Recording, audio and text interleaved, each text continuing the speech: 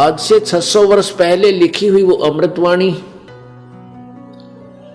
जो साधारण भाषा के अंदर कबीर वाणी में है, वो आज सभी सदग्रंथों से मेल खाती है। चारों पवित्र वेदों से, पवित्र श्रीमद् भगवत गीता से, पवित्र 18 पुराणों से, इन सब से मेल खाती है।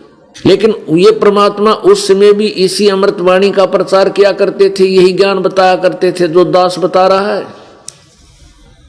लेकिन उस समय यानी 600 वर्ष पूर्व 1398 से 1518 तक परमात्मा ने इसी तत्व ज्ञान की अमृत वर्षा की थी।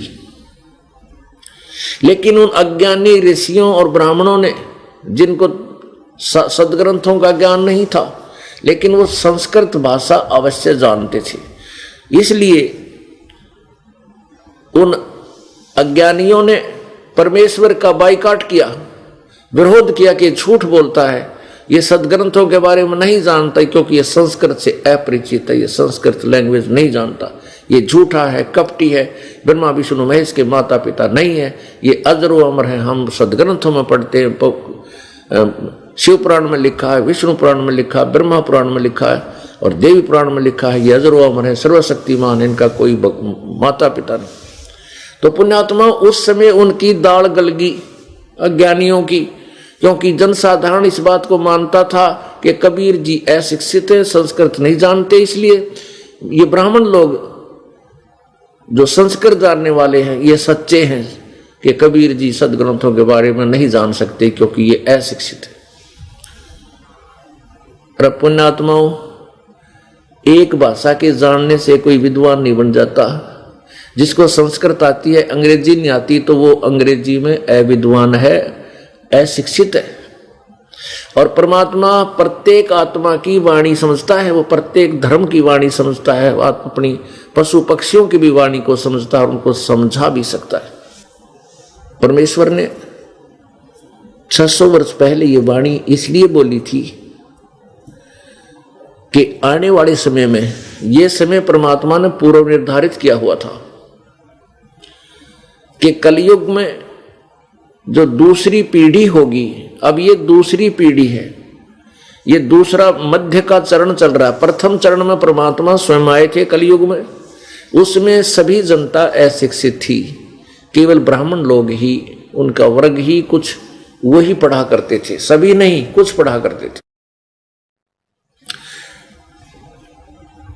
और बाकी समाज, मानव समाज अशिक्षित था। वो प्रथम चरण था। अब ये मध्य का चरण, ये बिचली पीढ़ी चल रही है, इसमें सब शिक्षित हैं और अभी कई वर्षों, हजारों वर्षों तक ये शिक्षित रहेंगे। और उसके बाद फिर लास्ट की पीढ़ी होगी। वो क्या होगा कि लास्ट में, कलयुग के लास्ट में ऐसी स्थिति आ जाएगी, इतना पर्यावरण खराब हो जाएगा कि वर्षा होनी बंद हो जाएगी।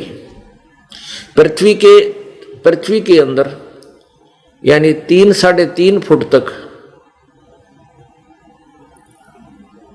4.5 फुट तक उपजाऊ अंश नहीं रहेगा। अब आप देख रहे हो, एक फसल को तैयार करने के लिए ना जाने कितना ये खाद डालते हैं, जो आजकल बनाया जाता है, यूरिया आदि जो खाद है, इसको कितनी बार डालते हैं। और एक समय ऐसा आएगा कि ये पृथ्वी उपज देना बंद कर देगी। 3-4.5 फुट तक उपजाऊ अंश पृथ्वी में नहीं रहेगा, वर्षा होनी बंद हो जाएगी और हाहाकार मच जाएगा। सभी प्राणी जो है मांसाहारी हो जाएंगे और ये साइंस का पता भी नहीं चलेगा या कहाँ गई। क्योंकि अब भी अगर आजकल जो है ना, हमारा सिर घना घूम गया इस बात से कि हमने इतनी खोज कर ली, विमान बना लिए, आसमान में स्काई लैब बना ली, ऊपर इंटरनेट से पता नहीं क्या क्या खोज कर ली, और जहाज बना लिए, कंप्यूटर बना लिए, परमाणु बम बना लिए।